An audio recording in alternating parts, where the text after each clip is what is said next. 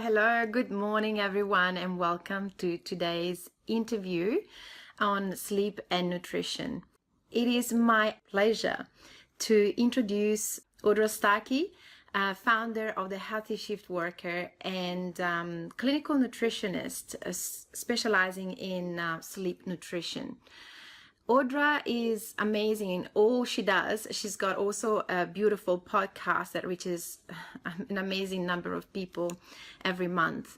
But more than that, she is an incredible woman that inspires me beyond words. A passion and heart-centered desire to actually really help people, especially shift workers, improve their quality of life is beyond words, is incredible.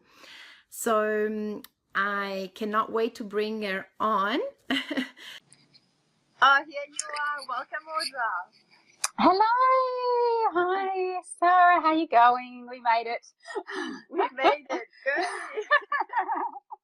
Yes, it's always something. But I think in life, like in this case, but also in life, things happen. And the important thing is to have your smile on and keep going. And make it happen and just show up. So here we are. I introduced you already, Audra. So Audra from the Healthy Shift Worker, clinical nutritionist specializing in sleep nutrition. Is that what I needed to say? Pretty much. So that you did a really good job. Thank you. I missed it, but yes, I'm assuming it was a lovely introduction. So thank you for being here with us. I think lots of people are interested in sleep and nutrition because, I was saying every second person I talk to has got trouble sleeping. Not only shift workers, which of course their own priority, but the population at large, yes. But before we start talking about sleep and nutrition, can I ask you to tell us a little bit more about you, your story, and why did you choose to change career and become a nutritionist? Yeah, gosh.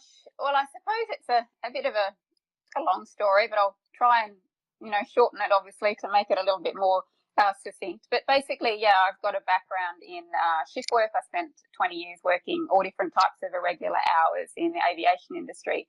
But part of that time when I was working, I did work as a trainer, and I would deliver a lot of corporate training programs to the staff and my fellow staff. And to be honest, I absolutely loved it. It was definitely one of the best things that I ever did throughout my career.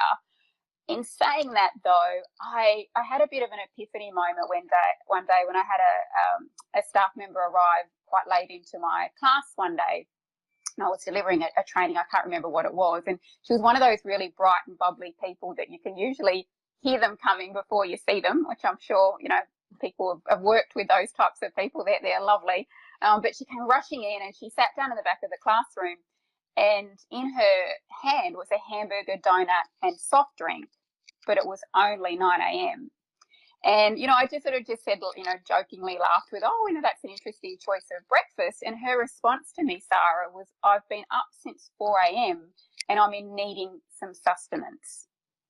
And there was something not quite right with that sentence. It just, hamburger, donut, soft drink and sustenance just didn't kind of, feel right. And so it just made me kind of want to learn more and learn more specifically about what's actually happening to our bodies, not only when we're eating this type of food, but I guess more specifically for shift workers, when we're, working all these different types of irregular hours. So, I had an epiphany, and as much as I really enjoyed delivering these corporate training programs, I'm thinking, these guys need more.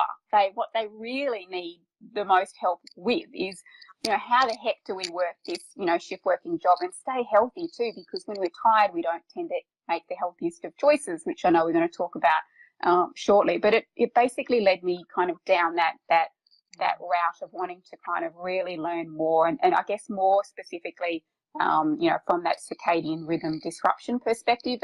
And you alluded yourself, Sarah, it's not just about shift workers. Unfortunately, we are very much living in a 24/7 society today. There's people that are technically working shift work, not getting paid to be shift workers, the mums out there. But, the effects are still exactly the same. Yeah, thank you. I could not help myself but not. Yes. Even just being now, I'm not a new mom anymore, but my kids still wake up, and even just becoming a new mom, it's really a shock to the system. Where you gave your 8 hours sleep like as a normal blessing, then I used to say, I could even sleep standing behind the door. Just give me a quiet moment, and I could just grab those 5 minutes. Yeah, so absolutely, all of us have got problems,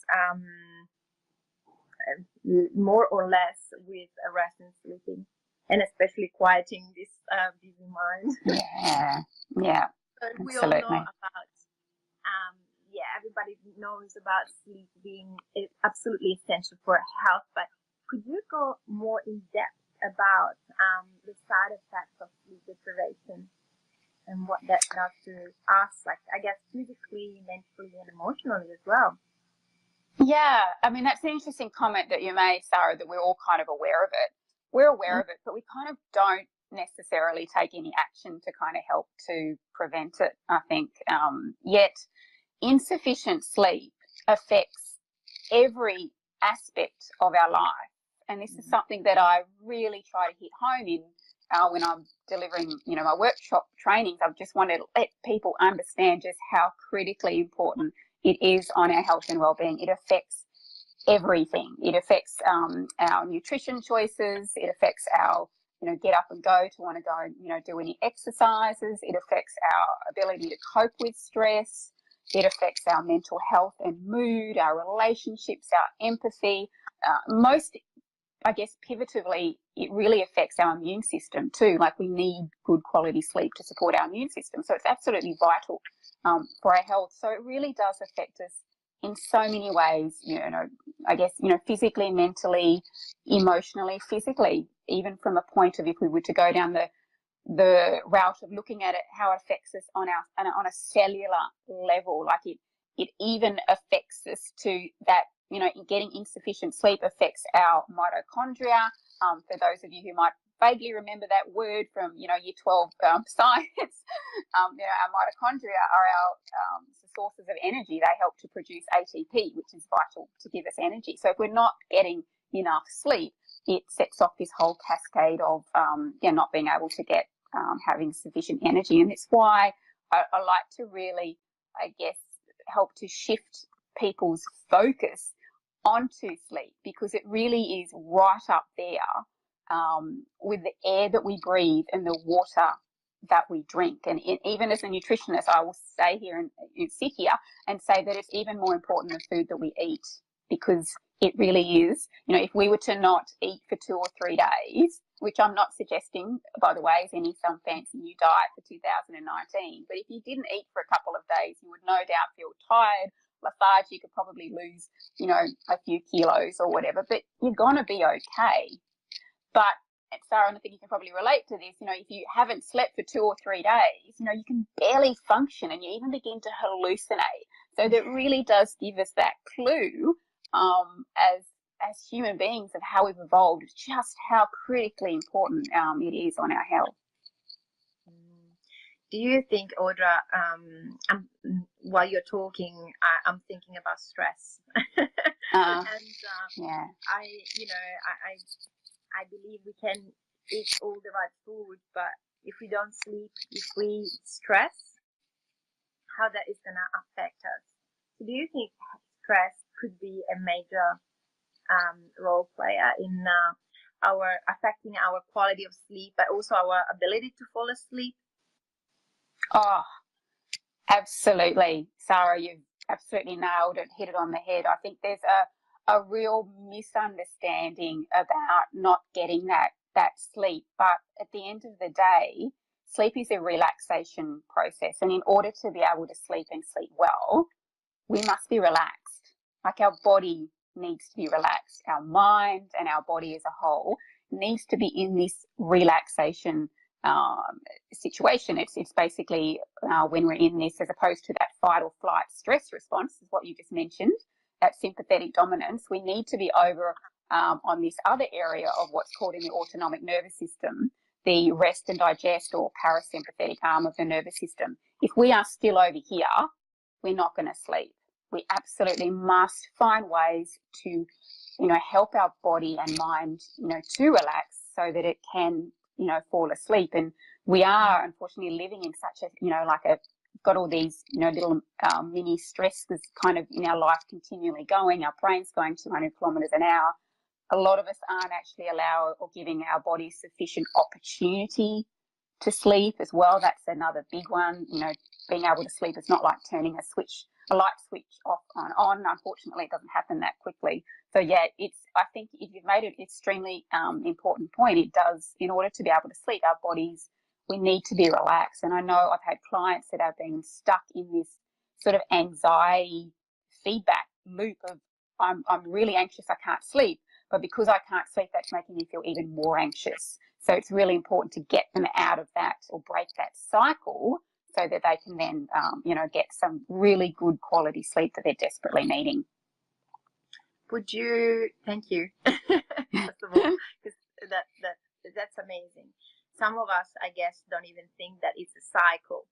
And we think, oh, we're stressed or I can't sleep well, and see the two things as disconnected, whether they actually go hand in hand. So before we even talk about the nutrition that will support us for a good night's sleep, would you have any tip that we could actually implement maybe before bedtime, or something that will help us relax and go into that more suitable mood for a good night's sleep? Yeah, well, one of the best ways to do it is to tap into that that arm of that autonomic nervous system I was saying before, to get it into that rest and digest, is actually diaphragmatic breathing. So for anyone watching this that's really into yoga, you will know exactly what that is. It's being able to, breathe deeply enough to be able to tap into the nervous system to help you to calm down. So there is a beautiful breathing exercise that you can Google. If you just Google the 4-7-8 diaphragmatic breathing for sleep, there's a lot of YouTube videos out there that will help to explain that. But it basically incorporates breathing in for 4, holding for 7, and then out for 8, and just doing that 3 or 4 times. And that really does help to calm the nervous system. So when you're breathing taking that deep breath, and then you're holding it for 7 seconds, not 7 minutes, 7 seconds. 7 seconds, it's actually helping to circulate oxygen around your body, which is going to bring your heart rate down. And our heart rate needs to be about 60 beats per minute or less in order for us to sleep. And then we're going to breathe out that carbon dioxide. So that is my biggest tip, is really, it's taking those few minutes to start to breathe deeply again, because when we're stressed, here we go again, when we're stressed, we're not breathing in deeply with that short, sharp breath. So we need to be taking the deep breaths. And I like to also combine it. This is a little tip that I suggest to many of my clients, it's a yoga-related pose called the feet up the wall yoga pose. And it is a beautiful, this is something that anyone can do. It's free. It doesn't cost anything. It's just, again, if you Google this feet up the wall yoga pose, you can get some demonstrations. It's just a matter of putting your feet up the wall. It helps to lower your blood pressure. It helps to calm a racing mind. Also forces you to kind of breathe that similar diaphragmatic breathing as well. Just doing that before bed, like setting that time aside to do that, has become a part of your sleep routine. Can be make a huge difference. That's amazing. Thank you. I'm going to do that with my kids tonight. Yeah. I'm not sure how well it'll go with the kids as well, but certainly give it a go. It's fine. They love that. Oh, and you mean getting them to do it first? Yes, and then you go and do it. Yeah, definitely. Yeah. And I found also, adding it onto that putting my hands on my abdomen, just to be aware of that abdomen movement is incredible for me, because my body goes back into it. When I don't focus on my breathing, my body tends to go back into the upper chest, the diaphragmatic breathing. So having my hands, abdomen really makes me feel that movement and makes me focus. So I'm so gonna do that tonight. I can't wait. That's a great tip. Yeah, it makes you really focus on it, doesn't it? Yeah. So that's amazing, and I'm gonna try it myself for sure, and the kids. But you specialize in sleep nutrition, so I'm gonna ask you some questions now about food.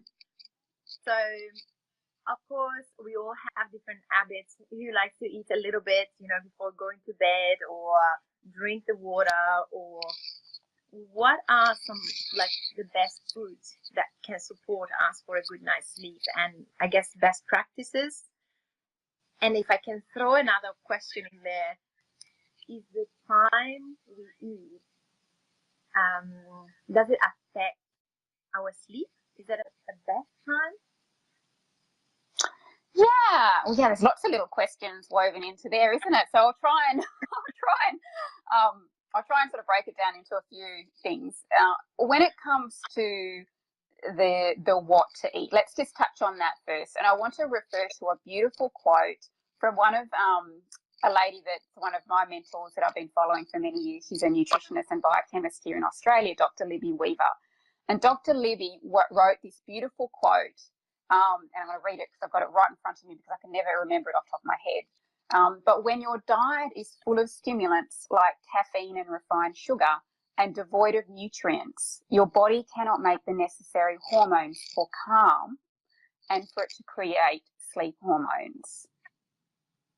So I think that's just something to really sort of think about for the moment. So if your diet is predominantly made up of a lot of processed foods, refined foods that basically our body has not evolved to eat, it is unable to manufacture certain hormones and neurotransmitters that is essential in order for sleep to be able to occur. So, and it all comes back to that real whole food. So real whole foods and then nutrients are important in the regulation of our sleep cycles, for our balancing our hormones, and of course being able to stay calm. Like, it all comes back to having more whole foods, and I think I'm going to kind of keep reiterating onto that point a lot. And I know we're going to talk a little bit about some of the specific types of foods in a second, but I just wanted to sort of put that out there first,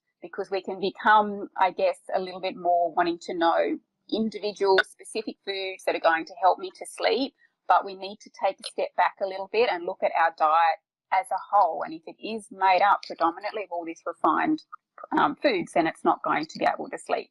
Another factor to that as well, Sara, is that a lot of these refined and processed foods are very low in fibre. Now, fibre is essential for our gut microbiome.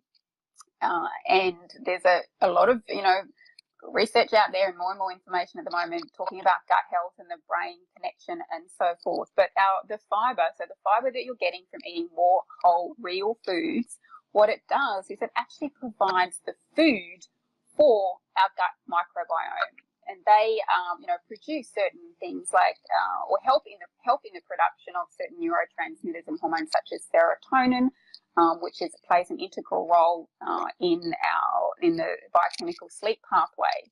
But also, and this is something that most people probably aren't aware of, but there is a hormone called melatonin, which is known as our sleep regulating hormone.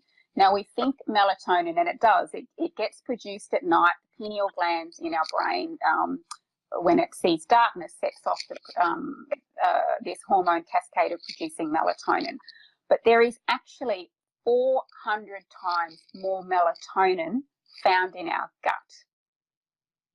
So our gut health is so incredibly important. So again, I'm going to go back a few steps again, as it's a reminder that if our diet is full of highly refined and processed foods that contain little fibre, then they're not going to be able to produce these really important hormones and neurotransmitters to help with that calming. And there was even a a study published in, I think, the Journal of Clinical Medicine, from memory, the Journal of Clinical Sleep Medicine, and they did a study, and they noticed that those people that had a diet that was low in fibre, high in unhealthy saturated fats, and high in sugar, didn't sleep as well. Like, they had more disrupted sleep. It took them a lot longer to fall asleep. They just had a lot more broken sleep. So again, it's really looking at this whole big picture, not so much getting too reductionist with certain foods, which I am going to touch on in a second. But I think it's important that we talk about that first. Now, sorry, to a third part of your question, I'm just going to do it while I'm going to keep talking while I remember, if that's okay. Sarah, you were talking about timing. Now, I think we all can know and appreciate that, you know, if we were sit down and eat a big steak, you know, just before bed, it's just not going to be pretty. We're not going to sleep well because our body's desperately trying to break down this food. But from I'm not going to talk about this from a night shift perspective when it comes to timing, because I have a lot of clients that will do the night shift and they will come home and they'll just go straight to bed and not eat anything. But the problem is that because our blood sugar needs to be stable in order for us to be able to sleep well as well. So if somebody does a night shift and comes home straight to bed and doesn't sleep, what can happen is that their blood sugar can drop because they haven't eaten for so long, and it sets off a whole cascade of stress hormones. Here we go, that's stress again. That can, you know, set off things like, you know, adrenaline and so forth. But it's enough, it can actually wake some people up. And after night shift, we want you to sleep like a baby. We don't want you to have to come home and then wake up a few hours later because you're hungry. In that instance, for night shifters, I really do recommend that they have something just small to eat before bed to help to stabilise that blood sugar. Obviously not something that is really hard on digestion, but something light and or something like full fat. Yeah, for sure. Like fats and like protein. Fats. Yeah, and fats, and you know, sometimes I guess a vegetable protein can be a little bit better. You know, things like a chia seed pudding is great. It's got your proteins and your healthy fats. You know, putting a little bit of yogurt and other little things on top just to help to get that macronutrient balance cross section of nutrients to kind of help with the sleep, as opposed to, you know, coming home and maybe having you know, a piece of white bread and honey on toast, or you know, something like that. It's that you actually will, when it's full carbohydrates like that, you will actually wake up within an hour. You know, and I think we all know when you just have a carbohydrate heavy you know, meal that's just pure sugar, it only fills us up, that satiety, for about an hour. Within an hour, we're kind of looking for the coffee and the muffins and everything else. So we need to be, as you kind of alluded, we do need to be making sure that the meals that we have has a good cross section of proteins and healthy fats to help to stabilise that blood sugar. Yeah. Yeah, that is so important, and thank you so much for this information. So I've got another little question. Talking about timing of eating, if let's say we go to bed at 10 o'clock, would eat dinner like for a normal is the word, not a shift worker. But normal human. Yeah. Who goes to sleep at 10. Yeah. Let's say for me, I go to sleep at 10. If I have good meal at 6, between 6 and 6:30, obviously due to connection project rules, we sit at the table and we share and we talk and we debrief. So the stress, they say in Italy, you know, when you've got a problem and you share it as a half problem. Wow, I like that. Yeah. That's great. Probably that's why we talk. Yeah. So if I have dinner around 6 and is a good fat, like probably not low carbs diet, then my kids or myself, would we need a little snack before going to bed, or that is just a shift working rule? So about 4.5 hours later, do you think? Is that what you mean? There's about 4.5 hours later before.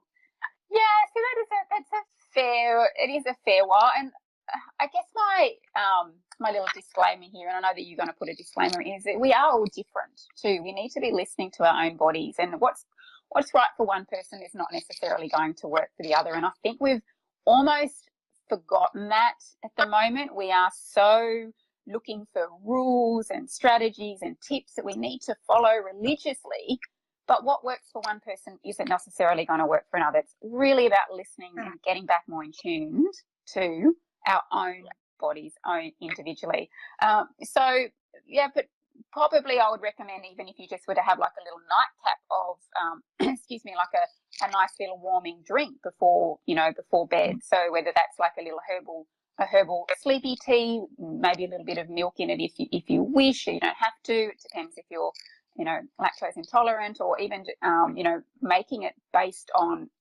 almond milk, because almonds can be very high in certain nutrients as well. Magnesium is a really, really big important one. There's a great little recipe that's sort of circling around the internet at the moment called banana tea. So all that is, and because bananas are very, very high in magnesium, all you do is you chop off your banana in half, leave the skin on, excuse me, because the skin actually is quite high in magnesium, and you actually boil it for a few minutes. And then you just actually serve the water that has become that magnesium tea. So that's a little strategy that you can try. Again, this is all different, depends on you. There's so many different types of sleepy teas out there on the market that have different ingredients in them: chamomile, passion flower, all that type of thing. But again, it's entirely up to you. Thank you so much. Number one, I didn't know about the banana tea, and I'm going to try it. It's actually really nice. It's lovely. Don't tell them what's in. I'll serve it with banana still in.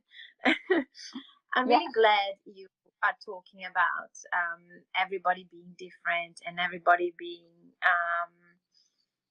having individual needs that are not the same for everyone. Because of course we are looking for the answer, but this is my personal thoughts. I believe the answers sometimes are just in here, inside already. We just don't take the time to really stop and connect and listen, because our body is like, let us know. Even through with nutrition, through bloating or all these different symptoms, the body tells us straight away, that's not for you. That's not your food. But yeah. I love that. Absolutely, yeah. I think, that's fine. I think we are on a bit of a similar wavelength with that. It's vital. Yet I think so many of us ignore those signals too, don't they? Like we just ignore them. We're getting those signals, but we don't do anything about it. But if there's one thing I've really learned over the years, and it's it's from working with my clients and even myself, is that common sense is not common practice. It really isn't. This common sense is not common practice, and I think so often we're looking for this really complicated reason as to why we may not be sleeping. And I'm not discounting that for some of you listening or watching this at some stage, there could be very different medical reason, underlying symptoms as a reason why you're not sleeping. But have you really looked at addressing the common sense stuff first? Like I said, looking at more of, better sleep hygiene practices, really looking at our diet as a whole to see, if there's ways to improve our sleep in that way. I love that. Thank you, Audra, so much for sharing your knowledge with us today. And I know you help your clients through your Better Sleep program. You've got an amazing podcast that is on, I think, twice a month. Or is that twice a month, your podcast? Or yes, it is. Yeah, twice a month. Yeah, twice a month. All yeah. Amazing interviews. So if people wanted to know more about you and find out all these resources, where can they find you? Yeah, probably the best place to go. Yeah, probably the best place to go is my website called www.healthyshiftworker.com. as you said, my podcast is called The Healthy Shift Worker. I've been very creative in these names, haven't I?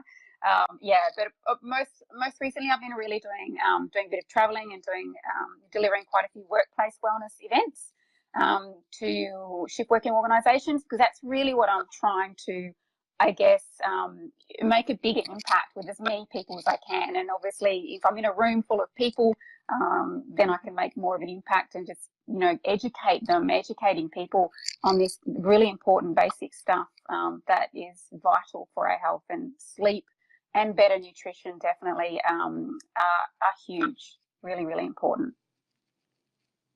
And I've been to one of your talks. It was incredible, so I can I can highly recommend you. Okay, so thank you so much. I know you've got clients today, so I'm watching the time. I better let you go. Thank you so much for being with us, and to all of you, we'll see you next time.